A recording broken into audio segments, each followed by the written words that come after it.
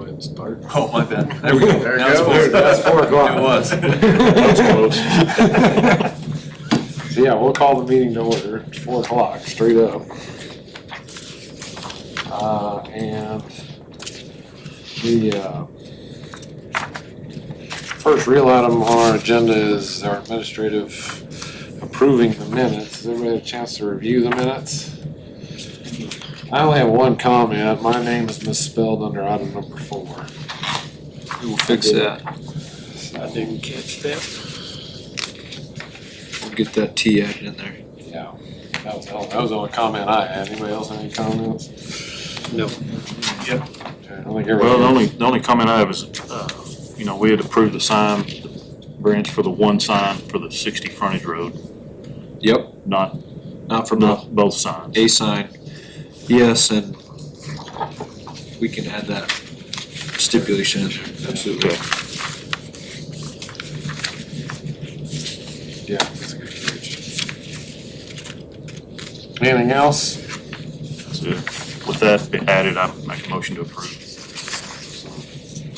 Pat makes a motion to approve as amended. Second. Tanner seconds. All in favor, raise your hand. That passes unanimously. So then that'll move on to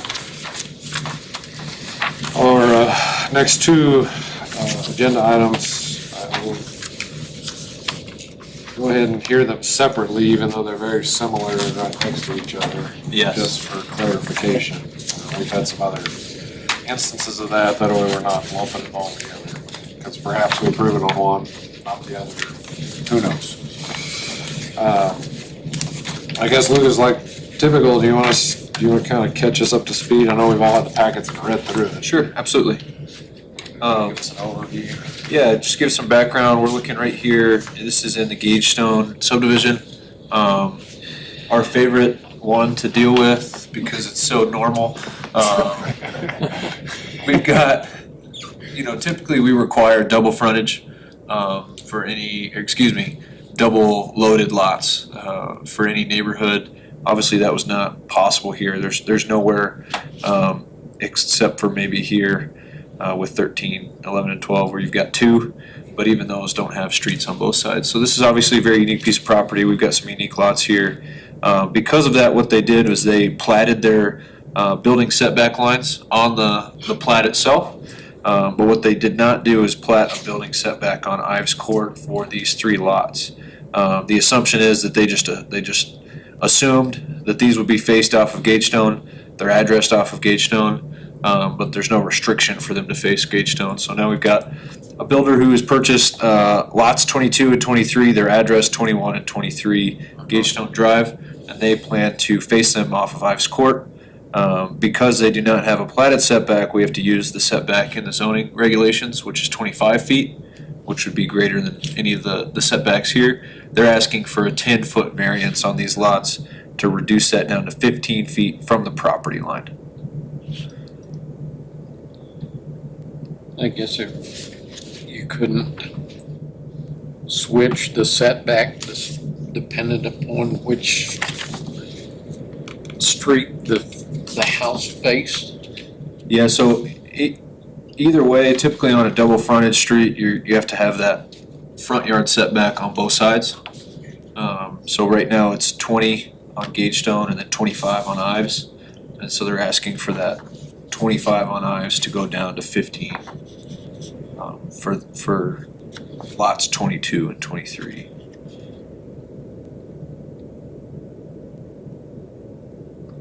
And we did send out letters to all the neighbors within 200 feet of each lot. One was received for each request in favor from the same neighbor. You said the front of the house is gonna be on eaves, correct? Yes, Okay, as currently submitted. Yeah, that's the way that we have them currently submitted now. We did, received a phone call. I'm supposed to meet with him this evening on a potential buyer for 23. I assume he's just gonna follow what we have. We may actually have to pull that plan back out because he wants something a little bit different, but Sure. at the end of the day, yeah, both coming in there off of Ives Court. And James, we will have to hold a public hearing for each Yeah. of these items, just Yeah, we'll, as a point of order. I think, we'll go ahead and do that because we can discuss afterwards, but I guess we'll open the public hearing for item number 3. And I think being that nobody signed up That's right. to speak, we'll turn around and close it. And then we can discuss specifically now 21, 21 Gage Gage Stone, Stone, which is lot number which is really 23. lot 23, Yes. the one there on the right on the screen. So we can discuss amongst ourselves, any thoughts? What's the setback on the ones across the street? Those setbacks are 20 feet, I believe. Yeah, I think when I went through it, Wiley, most of them I Yes. noticed were all the setbacks were all 20 feet. Most of the neighborhood has the 20-foot front yard setback. That's right. Per the plat.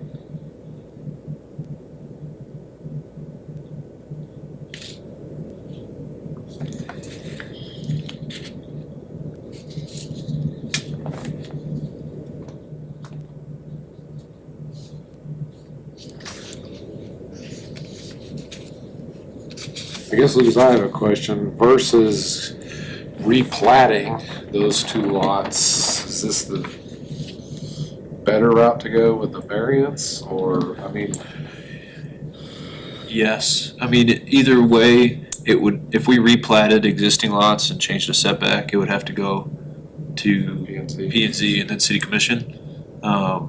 So this is one meeting versus 2. You know, the way I view this from the planning perspective is this is an area variance, not a use variance. I think my only comment was what you all were hinting at is that everything else is that 20-foot versus a 15-foot setback.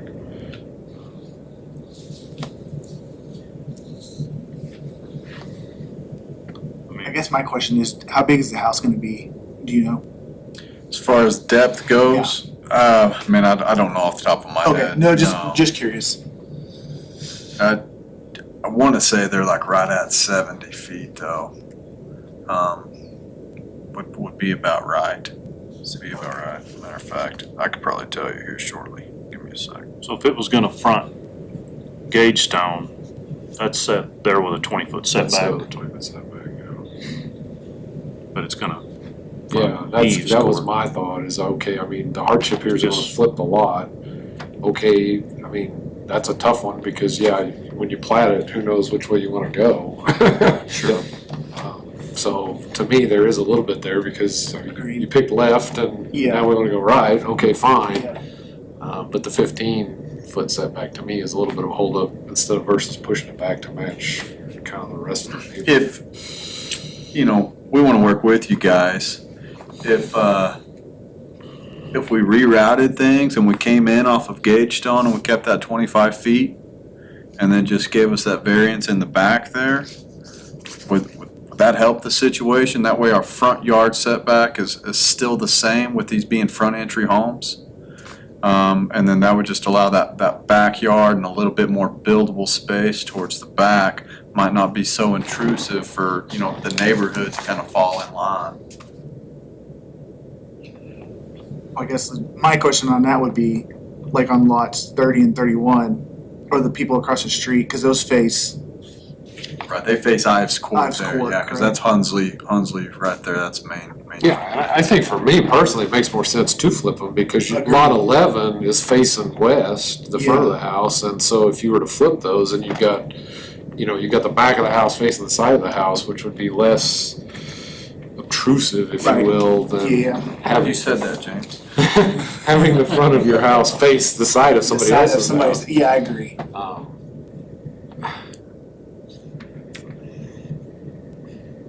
So I think flipping them is a good idea, but Yeah. I don't know that pushing it all the way to the 15 is. So at 15, you get basically on, we'll say we're still on agenda item 3, so for lot 23, you know, if you had 15 and 20, you're taking 35 feet off, right, as far as buildable area. Cause you've got 20 on the gauge stone side, you're asking for 15 on Ives. So 35 feet, you still got on your short end around 90 feet of buildable area. If you were pushed back to 20, you'd have 85 feet. And then obviously on lot 23, on the short side, you're at 110, so you'd be, with 40 feet taken away, you'd have 70 feet buildable. A lot left on the short side. And that, on gauge stone, Lucas, just to clarify, I mean, that building set line is the building setback line. The fence in a backyard can go all the way, To the not all the property way, line. but essentially it's gonna go out further, correct? In theory, because you're double frontage, you can't go past the building setback line with a tall fence, but you could take it down to a short fence. So what would be considered a short fence, like a, 40 inches our max, right? okay, Because say you buy 23 and I buy 22, and you face gauge stone, but I face Ives, it creates a situation where if your backyard fence is real tall and my front yard, and my backyard fence is real tall in your front yard. Yeah. That's why on those double frontage lots, we require that both streets have that front yard Okay. look as far as what happens in that setback area. okay. And it's also why we try to avoid it when possible. Obviously, like we said, this is a unique situation, but yes, it could be all fenced in, but outside of that building setback, it would have to come down to that short fence.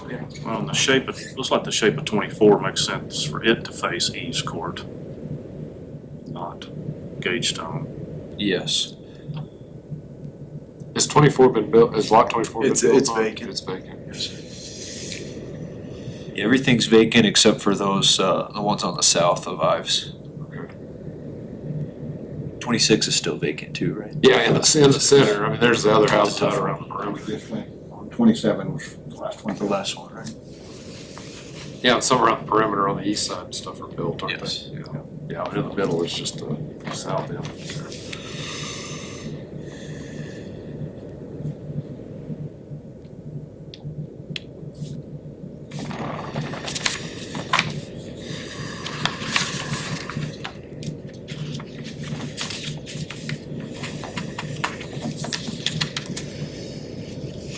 Any other thoughts up here?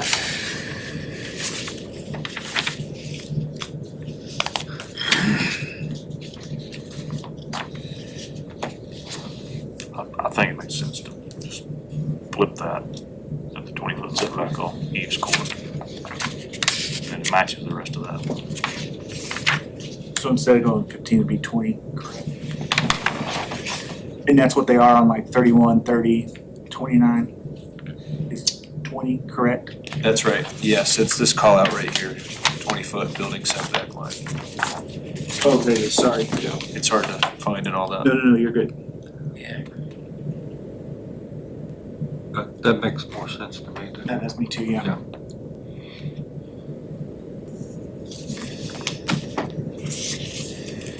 So we want to present a motion.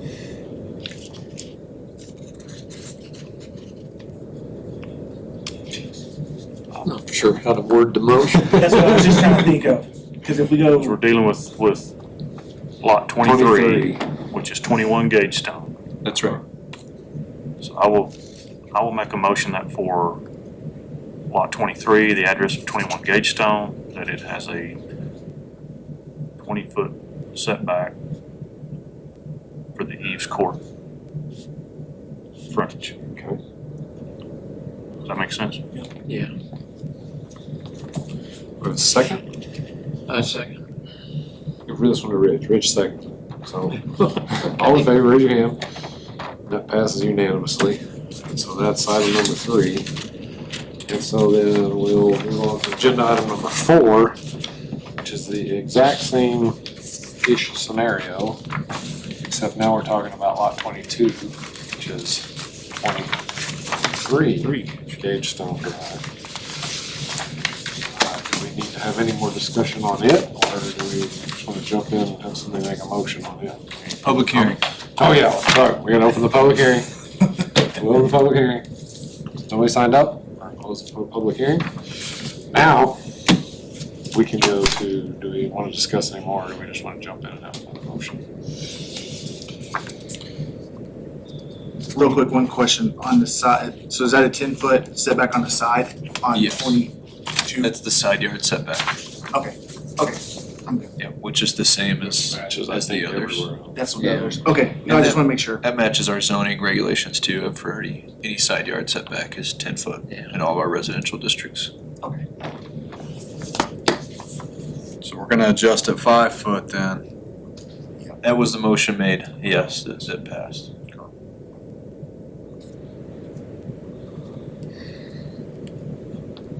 You did some good, Pat, you were. Repeat that. Yeah.